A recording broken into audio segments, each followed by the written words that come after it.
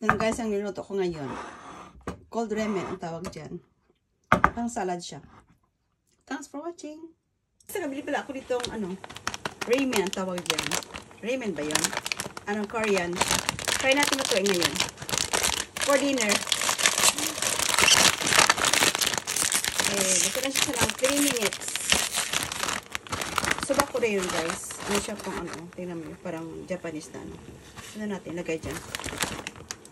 Yan ang 10 minutes. Ingredients ko is slice of tomato. Yes, vegetables. Pero ako scallops. Yan, tapos kimchi ilagay natin. So, lutuin siya sa 3 minutes.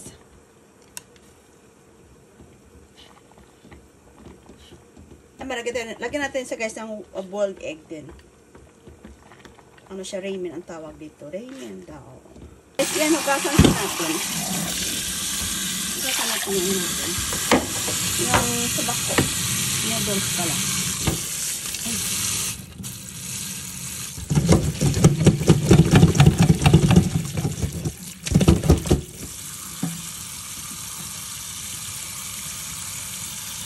So, ayan na sa guys. Tapos ano siya. Ganyan yan. Para maano yung water yun. Drain lahat. Okay. Guys, ano natin? Ano siya. Lagay sa plate. Kain tayo ng dinner natin. Sarap. At least hindi sa white noodles. Brown siya. So, healthy siya. Pag ganito. So, yan. Yan sa no. Tapos, meron tayong tomato. May tomato. Meron tayong ham. Then, meron tayong scallop. Ilagyan tayong scallop, guys. Favorito ko ang scallop. Nakabili kasi akong scallop. So, nag-cravings ako ng noodles. Harap! Tapos, meron tayong kimchi. Itadakimasu! Kain tayo. Ko, Diyos ko, pula-pula. Basi mga ano ta sini? Maglupads ka.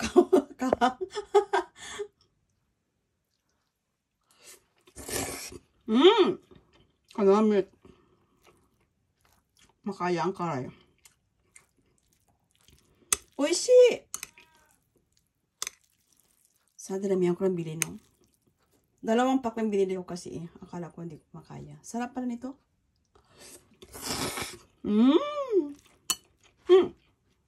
Kano guys, ang ramen pala. Pag sa Korean. Sikat natin. Oh. Ayan.